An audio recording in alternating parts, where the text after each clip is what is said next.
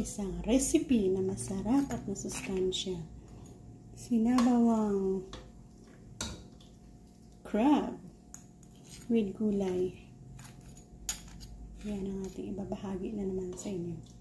Sarap ulam. So, mayroon yung patola.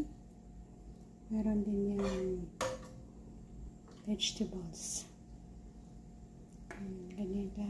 Easy ang ating paggawa. Samahan niyo ako guys at gagawa tayo dyan. Recipe na gusto na naman natin ibahagi sa inyo. Sahugan natin ng crab. Meron tayo dito 2 piraso. Sabaw. Meron tayong kumukulong tubig. I-add natin ang 2 pirasong crab natin.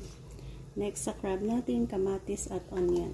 Pakuluan hanggang sa lumabas ang katas ng ating crabs. Yan, ang bango guys. Napakuluan na natin ng medyo matagal-tagal. Lagyan natin ng asin. Asin. I-add natin ang patola. Mga sangkap yan. Meron tayong patola. Next sa patola.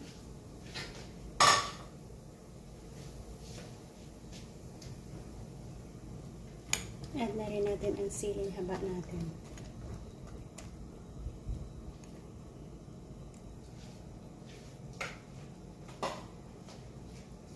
Pagpulo, mag-add tayo ng next ingredients.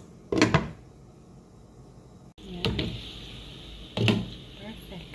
I-add natin ang ating green vegetables na lupo natin. Isa ito sa masarap na gulay na paborito natin. Sarap.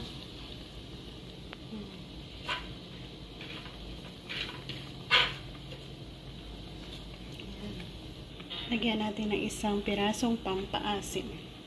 Cover. Yan, at dito na tayo mag-i-end. Salamat ulit sa pagsabay sa akin sa isa na namang simpleng pamamaraan ng ating pagluluto dito. Bye-bye and God bless. Andorong alaswa.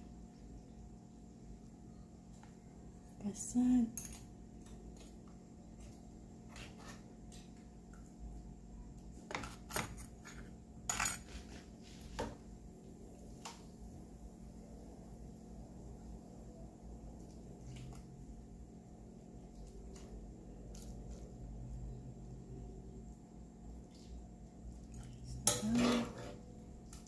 Patola.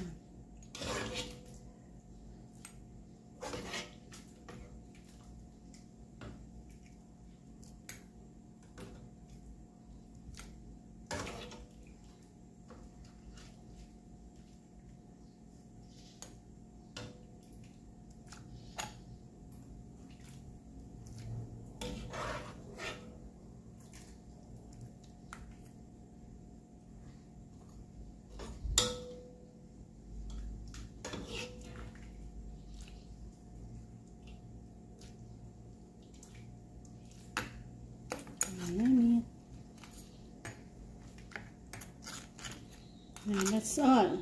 Kakain na tayo. Bye-bye and God bless again.